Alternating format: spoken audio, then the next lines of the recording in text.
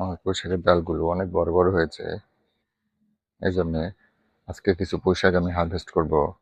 যদি হারভেস্ট না করি আমার পুঁইশাকের পাতাগুলো একটু করে সমস্যা দেখা দিচ্ছে। তো দু একদিন রেখে দিলে এই সমস্যাটা বেশি হবে। এই জন্যে আজকে কিছু পুঁইশাক হারভেস্ট করে কিছু ছত্রাকনাশক স্প্রে করে দিব। তাহলে কিছুদিনের মধ্যে পুনরায় ঠিক হয়ে যাবে। দেখুন ডালগুলো কত বড় বড় হয়েছে।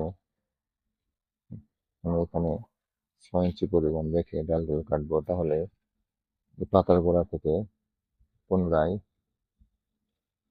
ডাল বের হবে। এখন